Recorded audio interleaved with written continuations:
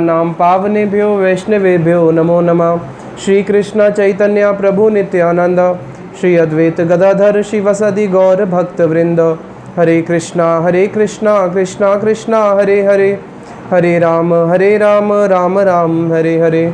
सर्वप्रथम दीक्षा गुरु पाद पद्म नित्यलीला प्रविष्ट ओम विष्णुपाद अष्टोत्तरशत श्री श्रीमद् शीला भक्ति वेदांत शीला नारायण गोसाई महाराज जी के चरणों में अनंत कोटि दंडवत प्रणाम ज्ञापन करते हुए उनसे ऐतोई कृपा की वांछा करता हूँ।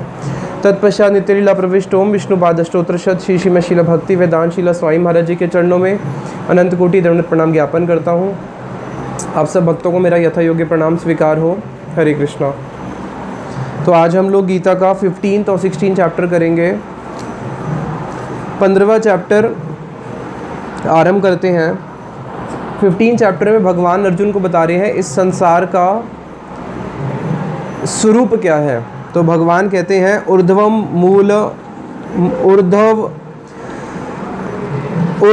मूलम अधः शाखाम शाश्वतम प्राहुर अव्ययम, कि हे अर्जुन ये संसार एक ऐसा वृक्ष है जिस वृक्ष की जो जड़ें हैं और शाखाएं वो कैसी है, ऊपर नीचे है। शाखाएं इसकी ऊपर और शाखाएं नीचे और जड़ ऊपर है।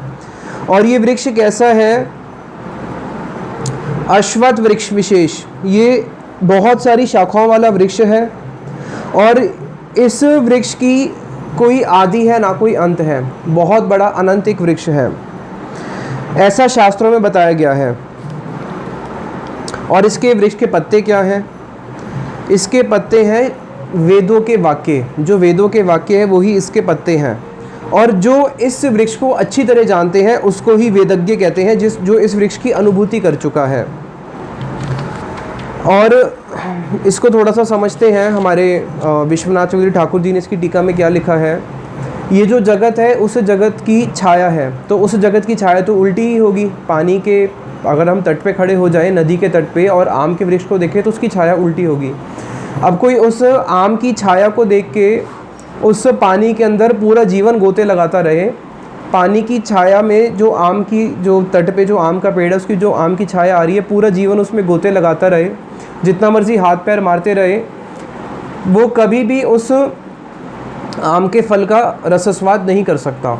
हाँ, उसको केवल एक स्वाद है। क्या स्वाद है? वो उस आम की छाया को देख के जो उसको पिपासा हो रही है वो ही आनंद है, लेकिन उस आम का आनंद वो कभी उसको नहीं मिल सकता। उसी प्रकार से इस जगत में आनंद क्या है? आनंद की आशा कि हाँ मुझे आनंद मिल जाएगा। जैसे वो सोच रहा है कि मुझे आम मिल जाएगा, उससे उसको अंदर एक उत्साह आ रहा है, एक छोटा सा उसको एक वहाँ पे रस आ रहा है, लेकिन आम का रस नहीं मिल रहा। उसी प्रकार से इस जगत में सब लोग एक आशा रूपी कर्ण से बंधे हुए हैं और सोचते हैं कि अब रस मिलेगा, अब रस मिलेगा, लेकिन इस जगत, ये जगत ही नीरस है। अब जो नीरस जगह है वहाँ से रस कैसे मिलेगा? बताया कि जो वेदों के जो वाक्य हैं वो इसके पत्ते क्यों हैं, वेदों के कैसे कैसे वाक्य होते हैं। कुछ उदाहरण दिया कि छंदासिम ऐश्वर्य कामी पुरुष श्वेत शाग द्वारा वायु देवता यज्ञ करेंगे। शास्त्रों में बताया गया है कि अगर किसी को ऐश्वर्य की प्राप्ति चाहिए, चाहता है मेरे को जगत में बहुत ऐश्वर्य मिले, तो उसके लिए वो क्या करेंगे? श्वेत छाग, जो गोरा बकरा होता है, गोरे बकरे की द्वारा वायु देवता जो है, वायु देवता की यज्ञ करना होता है। वायु देवता का यज्ञ करना है घोड़े, ये छाग बकरे के द्वारा, सफ़ेद बकरे के द्वारा। अगर किसी को संतान की प्राप्ति करनी है तो क्या करना है? एकादश इंद्र देवताओं का यज्ञ करेंगे। तो ये जो वेदों के वाक्य हैं जो प्रलोभन देते हैं, और प्रलोभन देके और उस काम्य कर्म के अंदर उसको असक्त कर देते हैं। धर्म अर्थ काम, धर्म अर्थ काम। एक व्यक्ति धर्म क्यों करता है? अर्थ की प्राप्ति के लिए। अर्थ क्यों चाहिए? अपनी कामनाओं को सिद्ध करने के लिए। तो ये जो इस प्रकार के वेद के वाक्य हैं वो ही वेद के वाक्य क्या हैं? संसार का वर्धन करने वाले हैं। जो वृक्ष होता है, वृक्ष के जो पत्ते होते हैं, पत्ते से वृक्ष की शोभा है, उसी से वृक्ष का वर्धन होता है।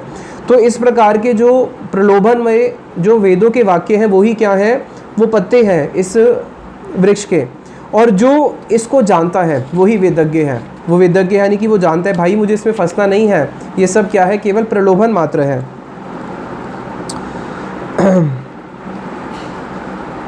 और बता रहे हैं, इसमें गुरुदेव लिख रहे हैं इसकी प्रकाशिका वृत्ति में ये इतना आपात मधुर है, ये जो धर्म अर्थ काम मोक्ष है जो शास्त्रों का, ये जो इसके जो फल की जो आकांक्षा रहती है, वो जो फल मिलता है ये कितना मधुर है।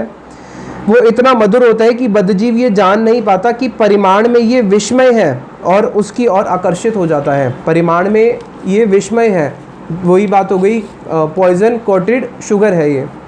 फिर भगवान बोल रहे हैं कि ये वृक्ष देखो भाई कैसा है, तीनों गुणों द्वारा वर्धित उस संसार वृक्ष के विषय रूप पल्लव युक्त शाखाएं, और इसकी जो शाखाएं हैं, शाखाएं क्या है, इस वृक्ष की शाखाएं स्वर्ग लोक से लेकर नीचे के लोकों तक फैली हुई है। स्वर्ग लोक में जो देवता है वो इसकी शाखा है, हम मनुष्य भी इसकी शाखा है, पशु पक्षी कीट पतंगों भी इसकी शाखाएं हैं, नीचे की योनियों में चले जाओगे तो वो सब भी इसकी सारी शाखाएं हैं।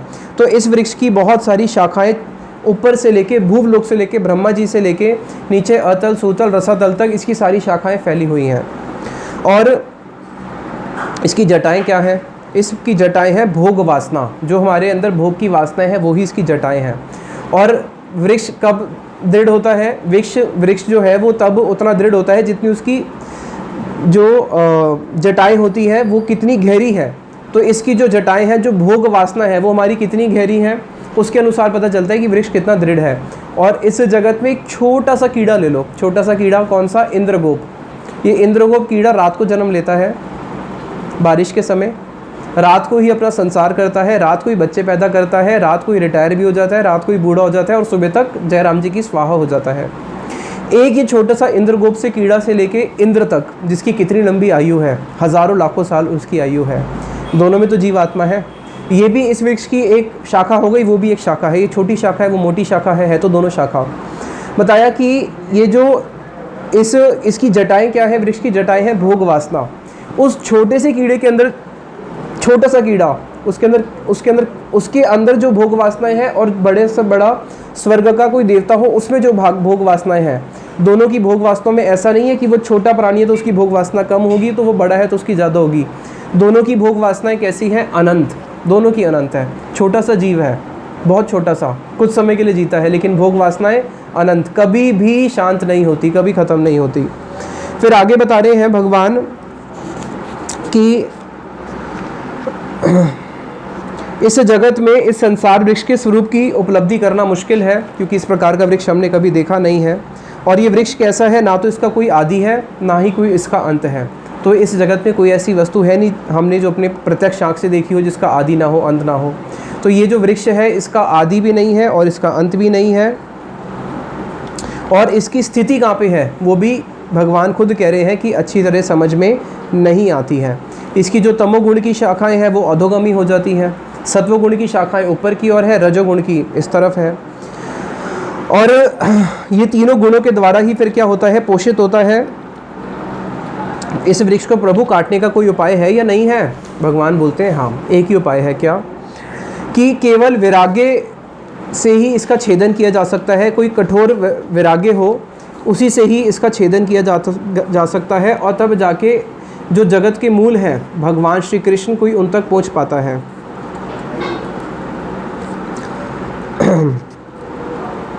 फिर अब भगवान इसमें बता रहे हैं सार कि जिनसे ये अनादि संसार प्रवाह विस्तृत हुआ है, जिनसे ये पूरा का पूरा संसार निकला है, जिनका जो इस संसार के आदि हैं वही आदि पुरुष भगवान श्री कृष्ण, पुरुषोत्तम भगवान श्री कृष्ण।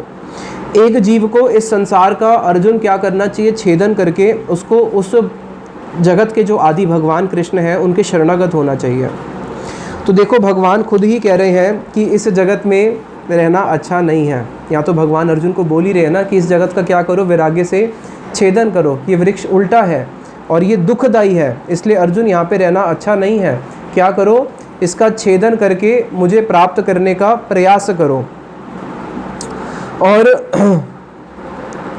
मेरा धाम कैसा है, फिर अब भगवान कंपैरिजन दे रहे हैं कि मेरा धाम कैसा है। ना तत्भास्यते सूर्यो न शशांका न पावका यत गत्वा ना निवर्तन्ते तद्धाम परमम मम।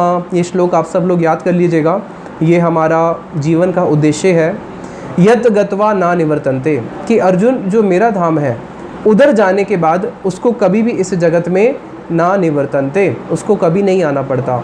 मेरा कौन सा धाम है, परमम मम, वो मेरा धाम है। न तद भास्यते सूर्यो, मेरे उस धाम को सूर्य प्रकाशित नहीं करता, ना शशांका ना पावका, ना ही इस जगत का चंद्रमा उसको सुशीतलता प्रदान करता है, ना ही वहाँ पे कोई अग्नि वायु जैसे देवता है कि पंच भौतिक प्रकार से वो मेरा धाम होगा। मेरा धाम जो है वो इन सब से अतीत है और वहाँ पे जाने के बाद किसी को भी मृत्यु नहीं आती है। मेरा धाम कैसा है, जिसका बड़ा ही सुंदर वर्णन किया है। चिंतामणि प्रकर सदमसौ कल्प वृक्ष लक्षावृतेषु सुरभिरभिपालयन्तं लक्ष्मी सहस्र संभ्रम सेव्यमानं गोविंदमादिपुरुषं तम हम भजामि। जहाँ पे लाखों लाखों लक्ष्मियाँ गोविंद की सेवा करती है, जहाँ पे गैया कौन सी है, जहाँ पे सुरभि गाय है, कामधेनु गाय है, जहाँ पे वृक्ष कौसे हैं, जहाँ पे तमाल, जहाँ पे सारे के सारे जो वृक्ष हैं वो कैसे हैं, कल्पतरु हैं, सारी इच्छाओं को पूर्ण करने वाले हैं। और वो धाम कैसा है, चिंतामणि का बना हुआ है, जड़ीय नहीं है। और उस धाम में जन्म मृत्यु जरा व्याधि नहीं है। वहाँ सारे के सारे पदार्थ क्या करते हैं, केवल कृष्ण की ही सेवा करते हैं। और कृष्ण क्या करते हैं, सबको अपनी सेवा का सौभाग्य प्रदान करते हुए सबको अपने सेवा रस से सिंचित करते हैं। ऐसा भगवान का श्री वृंदावन धाम है। तो भगवान बोल रहे हैं कि हम सबको कहाँ पे जाना चाहिए, भगवान कह रहे हैं मेरे धाम में आना चाहिए। लेकिन अगर हमें कोई बोले भाई अमेरिका चले जाओ, हम तो बोलेंगे हम तो भारतवासी हैं, हम अमेरिका कैसे चले जाएं, हमें तो अमेरिका में स्वीकार नहीं किया जाएगा। तो भगवान आगे वीज़ा दे रहे हैं कि अर्जुन नहीं, ऐसा नहीं है कि तुम वहाँ के तुम्हें वहाँ जाना पड़ेगा और तुम इस जगत के नहीं हो।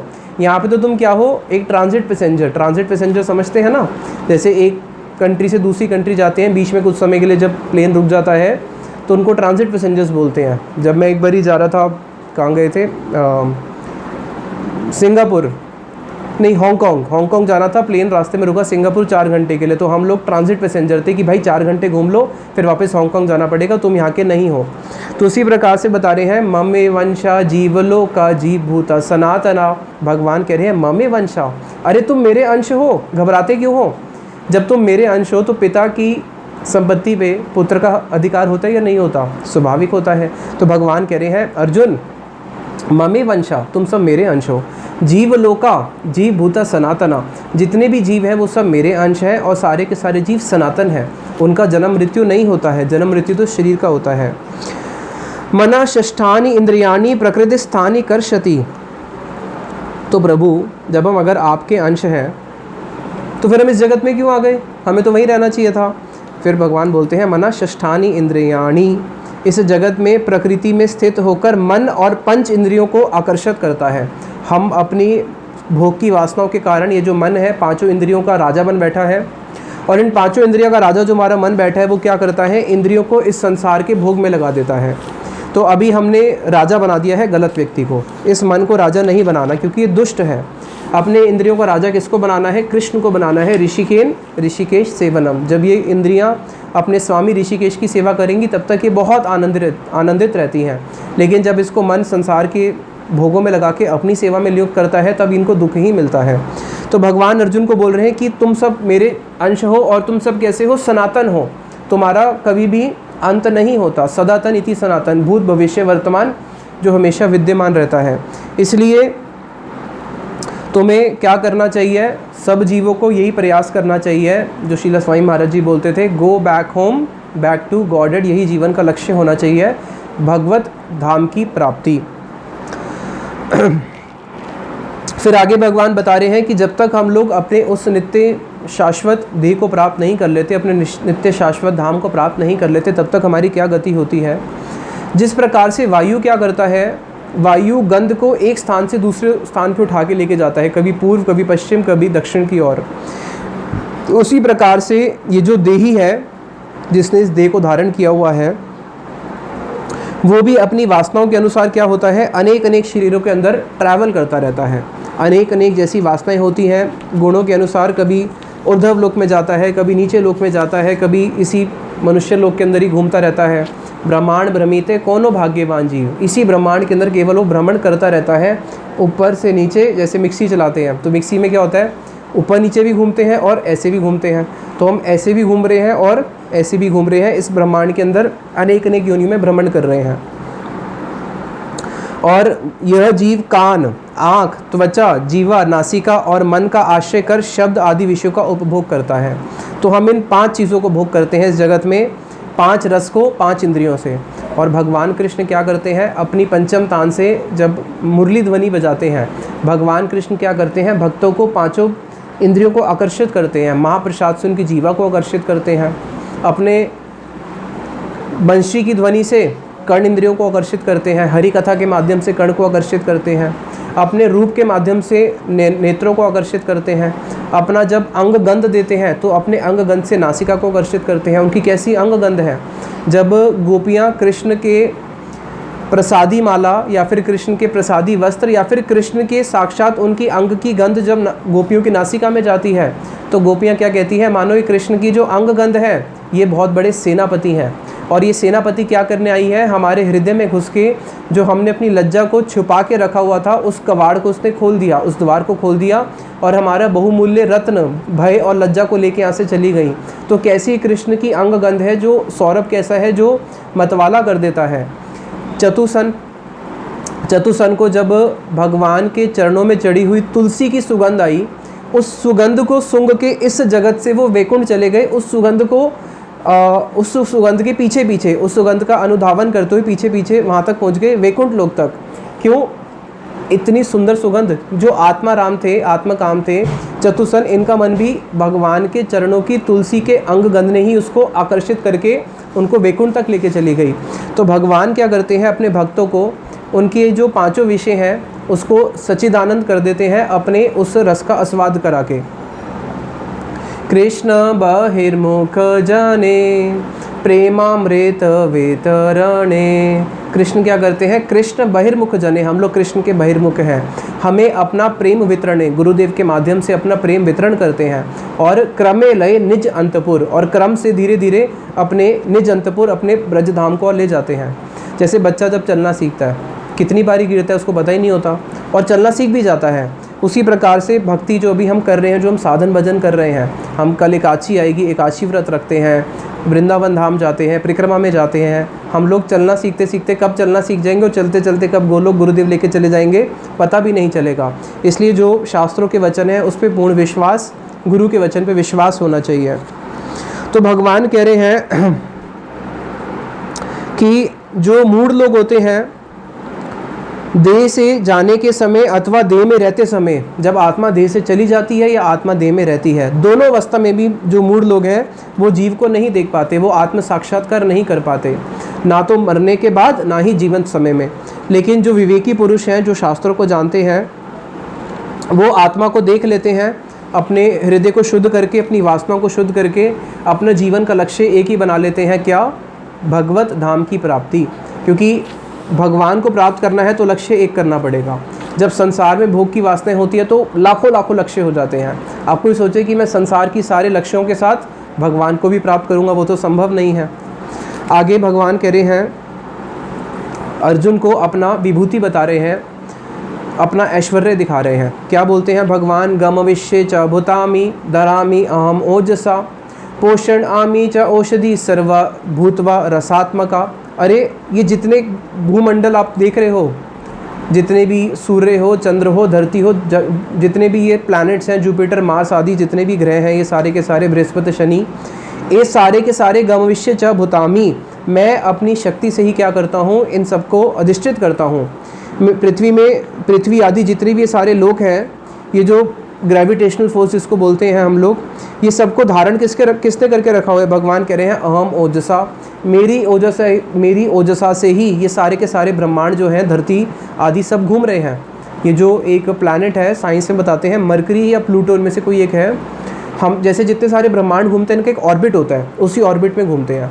मरकरी या प्लूटो में से कोई एक है अकॉर्डिंग टू साइंस जिसका अपना ऑर्बिट फिक्स नहीं है, वो आउट ऑफ द ऑर्बिट भी घूमता है।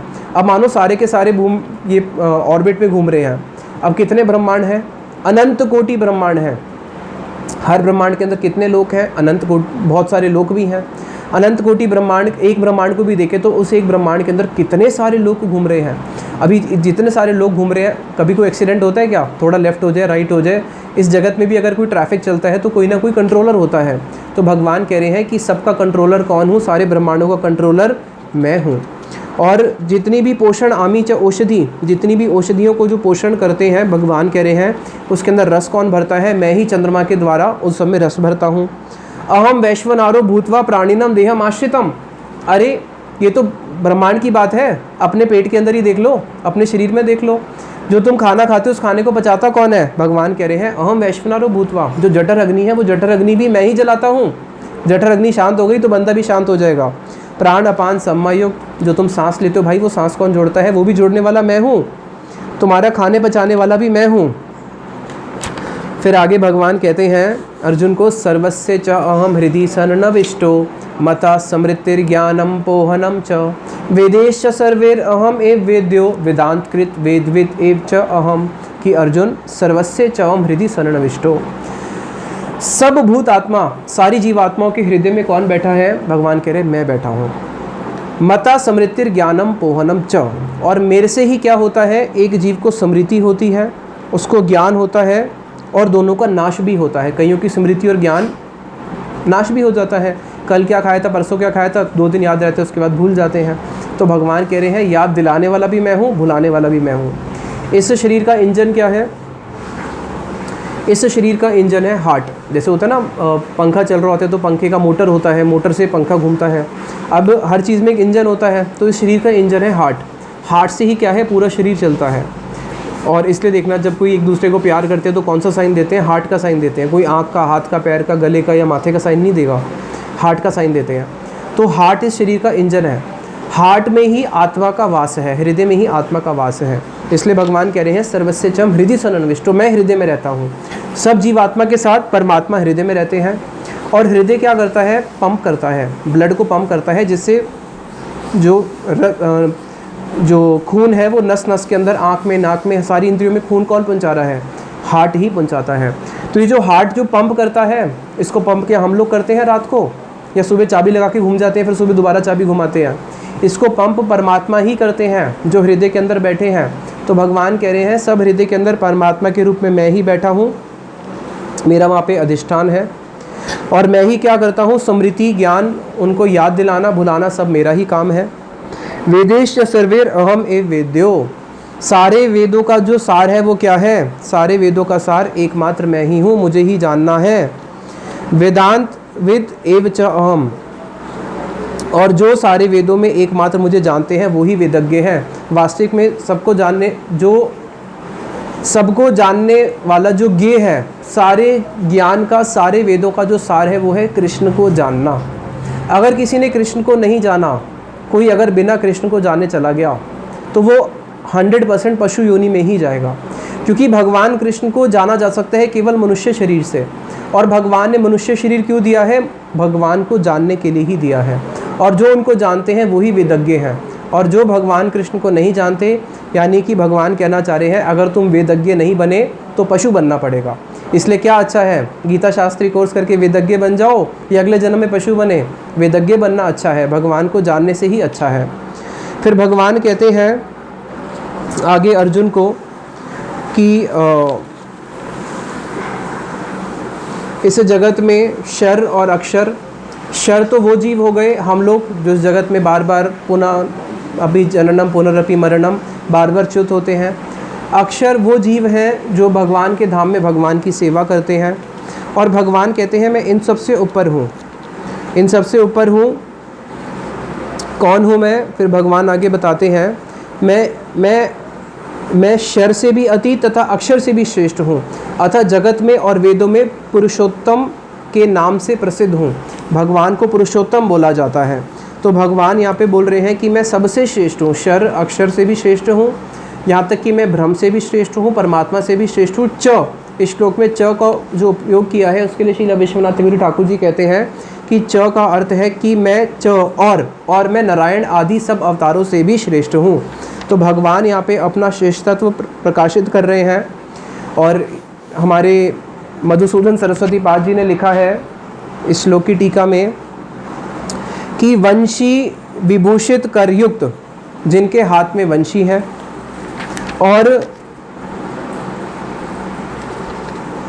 वंशी विभूषित कर आन नवनीरद भात, जिनके हाथ में वंशी है, नवनीरद वर्ण, जिनका जो वर्ण है वो कैसा है, नवनीरद, बिल्कुल मेघ के समान जिनका वर्ण है।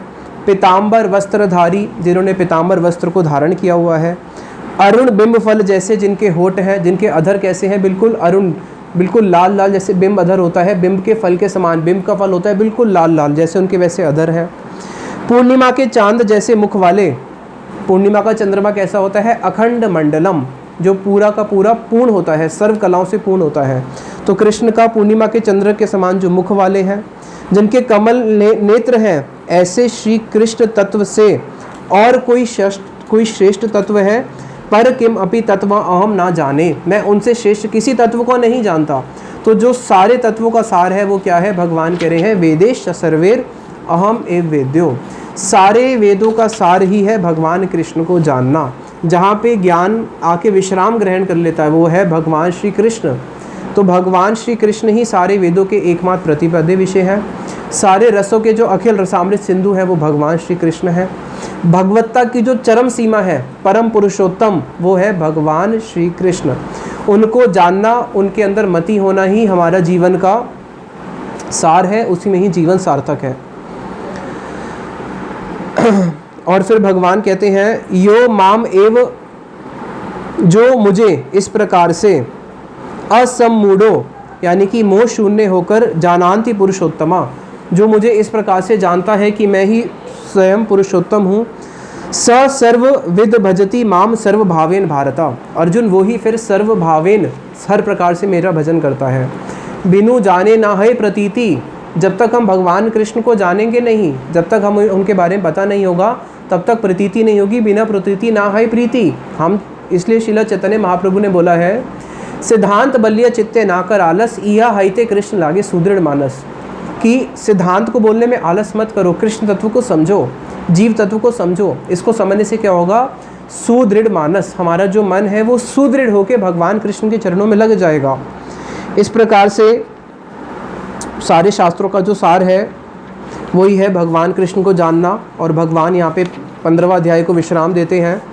अब 16वें अध्याय में फिर आगे बताया गया है कि इस जगत में दो प्रकार के मनुष्य होते हैं, दो प्रकार के जीव होते हैं इस जगत में। एक होते हैं देव स्वभाव वाले, एक होते हैं दानव वाले। तो अब 16वें चैप्टर में भगवान जो दानव प्रवृत्ति के लोग हैं उनके बारे में बता रहे हैं। सबसे पहले भगवान ने बताया है कि जिनका जन्म होता है देव प्रकार के गुण में, उनके गुण कैसे होते हैं। उनके चित्त प्रसन्न रहता है, दान देते हैं, उनकी जो इंद्रियां हैं उनके संयम में रहती है, तप करते हैं, सरल होते हैं, अहिंसा होते हैं, लोभ नहीं होता, लज्जा रखते हैं, उनके अंदर तेज होता है, क्षमा का गुण होता है, धैर्य होता है, और अंदर और बाहर हमेशा पवित्र रहते हैं, हृदय से भी बाहर से भी, और द्रोह शून्यता, किसी के प्रति द्रोह नहीं करते, अभिमान से रहित रहते हैं। ये सारे उनके गुण बताए हैं जो देव प्रकृति वाले गुण होते हैं। अब आगे भगवान बता रहे हैं, ये चैप्टर बहुत इम्पोर्टेंट है, ये आसुरिक प्रवृत्ति लोगों के लिए है, और आजकल तो समाज में प्रायः आसुरिक प्रवृत्ति ही प्रभावी है, कि जो आसुरिक संपद वाले होते हैं वो कैसे होते हैं, दंभ, अभिमान, क्रोध, निष्ठुर, अविवेकी, आसुरिक, ये सारे आसुरिक स्वभाव वाले होते हैं। जो जिनके देवी गुण है, देवी गुण के फलस्वरूप उनको क्या होता है, मोक्ष की प्राप्ति होती है। और जो आसुरिक प्रकार के लोग हैं उनका भव बंधन और बढ़ता रहता है, बार बार इस जगत में आके मृत्यु को प्राप्त होते हैं। लेकिन अर्जुन, हे पांडव, तुम शोक मत करो, क्योंकि तुम देवी गुण को लेके तुम्हारा जन्म हुआ है, तुम देवी गुण से उत्पन्न हुए हो। और ये जो गुण है, ये गुण कैसे बनते हैं इसको भी थोड़ा हम समझ लेते हैं। जब एक बच्चा गर्भ में होता है, गर्भधारण संस्कार तभी बोला गया है, उस समय बच्चे के गुणों का, जो उसके गुण है, उस समय बच्चे के गुण बनना शुरू होते हैं। इसलिए माँ अगर गर्भवती हो और वो भगवान का भजन कीर्तन सुने तो बच्चा जो है उसके अंदर देविक गुण आएंगे।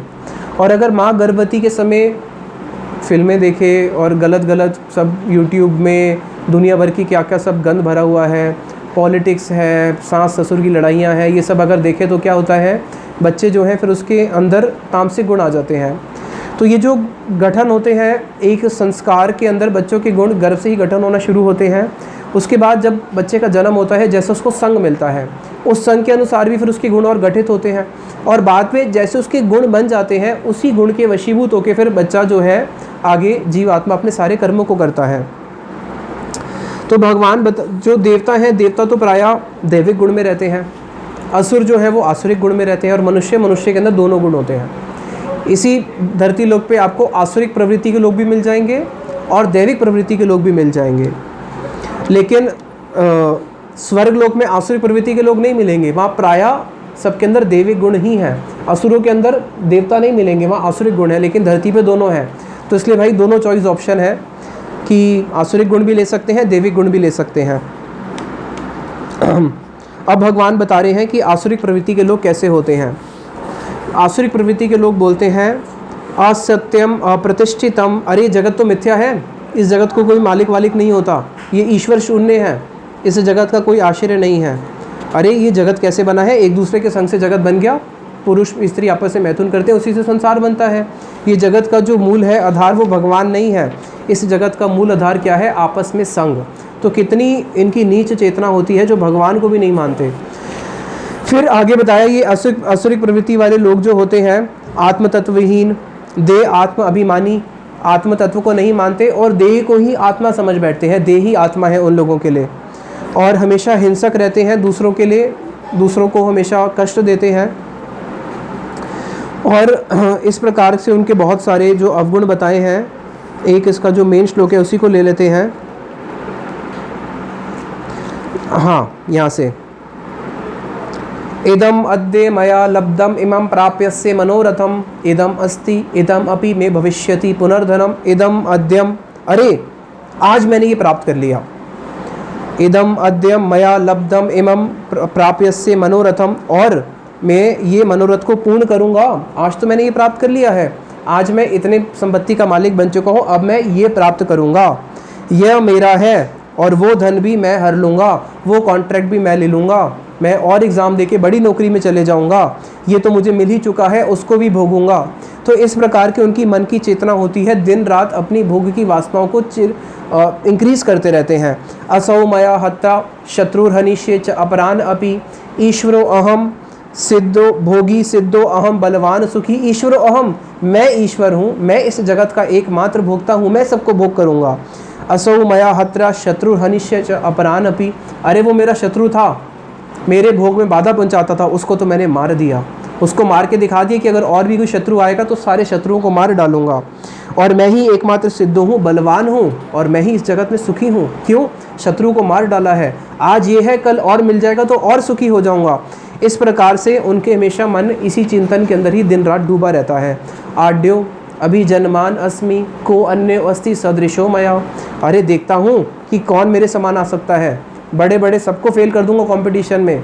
अभी ये आसुरिक प्रवृत्ति के लोग हैं, और अगर देखा जाए बड़ा दुख का विषय है, बड़ा ही दुख का विषय है। गीता हमारी थी है, आखिरी में 18वें अध्याय में हम सुनेंगे कि कैसे ब्रज प्रेम की ओर गीता का लक्ष्य है, लेकिन आज गीता को लोग एक बिज़नेस बुक बना चुके हैं, उसमें से बिज़नेस करते हैं, कंपटीशन सीखते हैं। गीता में कोई बिज़नेस का कंपटीशन नहीं सिखाया गया है कि नहीं हम इससे बिज़नेस सीखेंगे, आज इतना धन है उतना कमा लेंगे, कैसे अपने कॉम्पिटिटर को हम डिफीट कर सकते हैं। ये सारी बातें, ये गीता का दुरुपयोग है, उसका दुर्प्रचार है। गीता का जो वास्तविक अस्तित्व है उसको लोग ख़त्म कर रहे हैं। भगवान की वाणी में अपनी बुद्धि लगाना ये बहुत बड़ा अपराध है। भगवान की वाणी को समझ सकते हैं कौन? भगवान की वाणी को वो समझ सकते हैं जो भगवान के संपूर्ण शरणागत हो चुके हैं। हमारे गुरुजन, हमारे भक्त जो संपूर्ण त्यागी हैं, उन्होंने जैसे भगवान की वाणी को समझा है, हम उनकी टीका को समझेंगे, ना कि आजकल के सो कॉल्ड फिलोसफर्स या कि सो कॉल्ड के आजकल के मैनेजमेंट गुरु। गुरु शब्द कभी भी भगवान कृष्ण के भक्त को छोड़ के और किसी के साथ यूज़ नहीं हो सकता। मैनेजमेंट गुरु शब्द गलत है। मैनेजमेंट लोग एक टीचर हो सकते हैं, बट वो गुरु नहीं हो सकते। गुरु एक बहुत हैवी शब्द है। गुरु का अर्थ क्या होता है? गुरु का अर्थ होता है, भक्ति रक्षक श्रीधर गोसाई महाराज जी बोलते थे, जिसको कोई भी हिला नहीं सकता, कोई हिला नहीं सकता। हिमालय को कोई हिला सकता है क्या? गुरु को ये पूरा का पूरा ब्रह्मांड भी नहीं हिला सकते। गुरु एक बहुत हैवी शब्द है, ये सबके लिए यूज़ नहीं किया जा सकता। फिर भगवान बता रहे हैं आसुरिक प्रवृत्ति के लोग कैसे होते हैं। मैं धनी हूँ, मैं कुलीन हूँ। अरे मेरे समान और कौन है? यक्षय दास्यामी, अरे मैं यज्ञ करूँगा बड़े बड़े, मैं बहुत सारा दान दूंगा जिससे मैंने पाप किए हैं मेरे सारे पाप खत्म हो जाएंगे और मुझे और धन की प्राप्ति होगी। उद्देश्य इति ज्ञान विमोहिता, इस प्रकार से वो अज्ञान से विमोहित होकर जीव क्या करता है? अपनी ही भोग वासनाओं को ईंधन देता रहता है, उसी को ही और फ्यूल देता रहता है और उसी को ही बढ़ाता रहता है।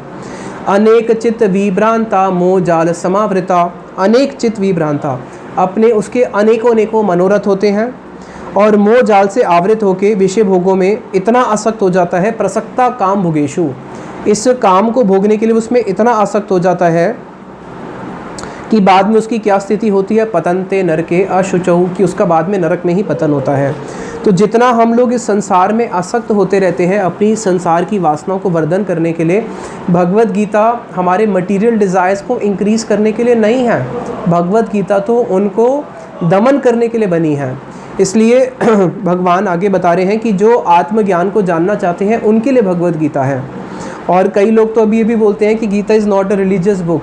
बड़ा दुख का विषय है ये जब सुनने को आता है। हमारे ही गौड़ीय संप्रदाय के लोग जब ऐसे ही बातें बोलते हैं तो इसको सुन के बड़ा दुख होता है कि कैसे गीता को श्रील स्वामी महाराज जी ने प्रचार किया है। उन्होंने गीता का क्या हमें उद्देश्य दिया? We have to go back home, back to Godhead. और आज कैसे लोग अलग अलग उसके उद्देश्य देते जा रहे हैं, लेकिन यही इसका एकमात्र उद्देश्य है जिसमें भगवान बोल रहे हैं यत गत्वा ना निवर्तन्ते तद्धाम परम मम। तो इस प्रकार से अहंकार, बल, दर्प, काम, क्रोध, इसमें वशीभूत होके तमोगुण का आश्रय लेके जीव क्या करता है? आसुरिक प्रवृत्ति के लोग इस प्रकार से अपनी भोग वासनाओं को पूर्ण करते हैं। और भगवान कह रहे हैं कि ऐसे लोगों को मैं क्या करता हूँ? ऐसे लोगों को मैं, ऐसे जो नर अधम लोग हैं, क्षिपामि अजस्रम शुभान ना असुरेशिष्व योनिषु, कि मैं उनको संसार की आसुरिक योनियों में निक्षेप करता हूँ। निक्षेप करता हूँ यानी कि फेंकता हूँ। इस प्रकार के लोगों को भगवान पुनः पुनः क्या करते हैं? आसुरिम योनिम पन्ना, ऐसी व्यक्तियों को भगवान जन्म जन्म में आसुरिक योनि में ही डालते हैं और वो अधोगति को ही प्राप्त करते रहते हैं। अब भगवान बता रहे हैं, अर्जुन देखो, नरक के 3 द्वार बताए गए हैं। नरक के 3 द्वार कौन कौन से बताए गए हैं? नरक का पहला द्वार है काम। सबसे पहला द्वार क्या है? काम। और दूसरा क्या है? क्रोध। काम पूरा नहीं आता तब क्रोध आता है। तीसरा है लोभ। काम, क्रोध और लोभ। अर्जुन, त्रिविधम नरकस्य एदम द्वारम, ये त्रिविध नरक के द्वार हैं। ना आश्नम आत्मना, और इन तीनों, ये जो 3 द्वार हैं, आत्मनाशक, ये आत्मा का नाश करने वाले हैं। यद्यपि आत्मा का नाश तो नहीं होता। आत्मनाशक का अर्थ है कि जो आत्मा की शुद्ध प्रवृत्ति है कृष्ण प्रेम, उससे हमें च्युत कर देते हैं, उससे गिरा देते हैं। इसलिए हमें इन तीनों का त्याग करना चाहिए। अब देखो भगवान खुद क्या कह रहे हैं कि ये 3 द्वार नरक के हैं, काम, क्रोध और लोभ। अब कोई व्यक्ति सोच रहा है भाई मैं गीता पढ़ूंगा उससे मेरा बहुत बड़ा बिजनेस हो जाएगा, मेरी काम वासनाएं पूरी होंगी, ये तो भाई नरक का द्वार है। अब कोई गीता को पढ़ के अगर इतना भी नहीं समझ पाया कि संसार में जो भोग की वासनाएं हैं उससे भोग की वासनाएं पूरी नहीं होती तो क्रोध आता है, और पूरी होती है तो लोभ और बढ़ जाता है। ये सिंपल सी कैलकुलेशन है। काम नहीं पूरा हुआ तो क्रोध, काम पूरा हुआ तो लोभ। जितना जितना काम वासना बढ़ती रहेगी उतना उतना लोभ बढ़ता रहेगा। और बड़ा करना है, और बड़ा करना है, और बड़ा करना है, और बड़ा करना है। कोई सीमा तो होगी नहीं, कोई सीमा नहीं है। स्वर्ग तक हम लोग क्या करेंगे? जैसे स्वर्ग तक हम लोग, रावण का इच्छा थी कि स्वर्ग लोक तक सीढ़ी बनाऊंगा। भाई कौन सी सीढ़ी बना ली तुमने? तो ये वासनाएं बढ़ती रहती है। धीरूभाई मानी की क्या इच्छा थी कि मैं पूरे खारे पानी के समुद्र को मीठा कर दूंगा। भाई तुम पृथ्वी के नियम को कैसे बदल सकते हो? कहाँ पे चली गई वो सारी वासनाएं? तो इस जगत की वासनाएं बढ़ती रहती है, कभी शांत नहीं होती है। काम, क्रोध, लोभ। काम संतुष्ट हो गया तो और लोभ बढ़ता रहेगा, नहीं संतुष्ट हुआ तो क्रोध आता रहेगा। तो ये तीनों के तीनों भगवान कह रहे हैं नरक के द्वार हैं। इसलिए हमें इस नरक के द्वार से बचना चाहिए और ना कि इस नरक के द्वार की और स्पीड से भागना चाहिए। और बद्ध जीव की कैसी स्थिति है? जिसने भगवान के वचनों को नहीं सुना है वो भगवान के इस और अपने इसी नरक के द्वार की ओर तेज गति से दौड़ता रहता है। दिन रात आप देखो, लोग मेट्रो में दौड़ रहे हैं, हवाई जहाज़ में दौड़ रहे हैं, किस लिए? बस नरक की द्वार की ओर दौड़ रहे हैं। लेकिन कोई भी शांत चित्त से बैठ के ये नहीं सोच पाता कि मैं दौड़ क्यों रहा हूँ, इसका अंत क्या है। अपने सामने दौड़ते हुए वृद्ध व्यक्ति को भी देख लेते हैं, 80 साल का बूढ़ा है और अभी तक संसार के काम कर रहा है, लोग बहुत ताली मारते हैं, अखबार में आता है देखो 80 साल का है, 100 साल का है, अभी भी संसार में काम करता है। लेकिन ये नहीं समझ पाते कि संसार मिला किस लिए है, जीवन मिला किस लिए है, भगवान कौन है, आत्म तत्व तक जान ही नहीं पाते हैं। फिर भगवान कहते हैं, लेकिन जो इन तीनों द्वारों से मुक्त हो जाते हैं, अपने आत्म कल्याण का आचरण करते हैं, अपने आत्म कल्याण के बारे में चिंतन करते हैं, वो ही श्रेष्ठ गति भगवान कृष्ण को प्राप्त करते हैं। अब लास्ट एक बहुत इम्पॉर्टेंट श्लोक है, इस श्लोक के साथ इस 16वें अध्याय का विश्राम होगा।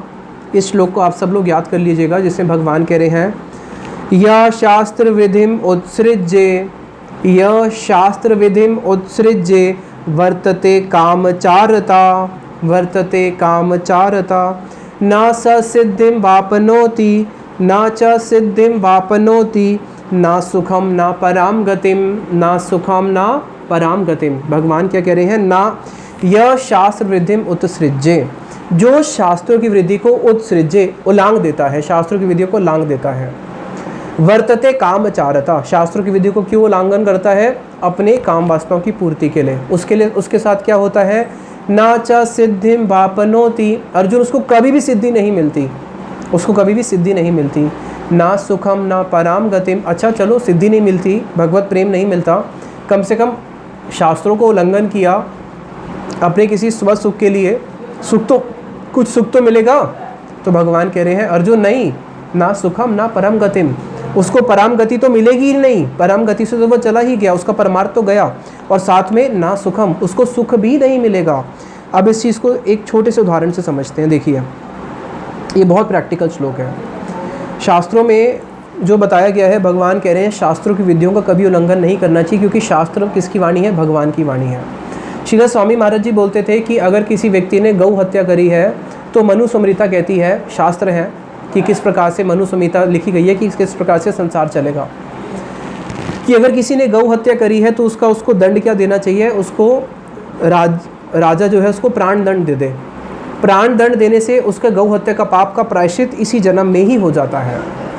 अगर राजा उसको बोलता है कि नहीं नहीं, शास्त्रों के वाक्यों को उल्लंघन कर देता है, राजा बोलता है कि नहीं भाई हम तो दयावान हैं, शास्त्रों में तो पता नहीं क्या क्या लिखा हुआ है, हम इसको प्राणदंड क्यों दें, गौ हत्या तो करी है, कुछ नहीं होता, छोड़ देते हैं। अब राजा ने जो उसके ऊपर दया दिखाई कि मैं इसको छोड़ देता हूँ, ये दया नहीं है, दया शास्त्रों की थी। शास्त्र दया कर रहे थे कि इसको प्राणदंड दे दो। इसको कोई कैसे समझेगा? इसको समझने के लिए श्रील स्वामी महाराज जी बोलते हैं कि अगर राज उसको दंड नहीं देता तो उसको दंड कौन देगा? उसको दंड देंगे फिर यमराज जी, उसको यमदंड मिलेगा। अगर राजदंड मिल जाता तो वो यमदंड से बच जाता। अब राजदंड क्या था? केवल एक प्राणदंड, एक हत्या, उसको राजा फांसी से या कैसे भी उसके प्राणों को हरण कर लेता। लेकिन अब जब वो उसको यमदंड देंगे, वो कैसा मिलेगा? गाय के शरीर पे जितने रोमकूप हैं उतने 100 साल उसको क्या करना पड़ेगा? उतने साल या फिर उतने 100 साल, ऐसी कुछ कैलकुलेशन है, उसको उतने साल या उतने 100 साल उसको नरक में यातनाएं भोग करनी पड़ेगी। अब बताओ क्या अच्छा है कि राजदंड उसको मिल जाए, एक ही बारी हत्या हो जाए और अगला इसका प्रायश्चित हो गया, अगला जन्म फिर उसको मनुष्य का मिलेगा, वो अच्छा है? या फिर ये अच्छा है कि यमदंड मिले और लाखों साल नरक में बैठा रहे और वहाँ पे यातनाएं भोग करते रहे। इसलिए शास्त्रों की विधि को कभी भी उत्सृज्य, उसको लांघना नहीं चाहिए। अब शास्त्रों की विधि को पालन करने से जीव का परम मंगल होता है। जहाँ पे भी शास्त्रों की विधि को हम लोग उल्लंघन देते हैं वहाँ पे ही दुख होता है। जितने भी रोग होते हैं, जितनी भी महामारियाँ हैं, इस सब का कारण क्या है कि शास्त्रों को हम लोग उल्लंघन देते हैं। शास्त्र भगवान की वाणी है, और सोचो अगर कोई भगवान की वाणी को फॉलो करेगा वो कभी दुखी हो सकता है क्या? और जो भगवान की वाणी को फॉलो नहीं करेगा, उसको लांघ देगा, वो कभी सुखी हो सकता है क्या? वो कभी सुखी नहीं हो सकता, वो हमेशा दुखी था, दुखी है और दुखी रहेगा। इसलिए शास्त्रों की वाणी को सबको पालन करना चाहिए।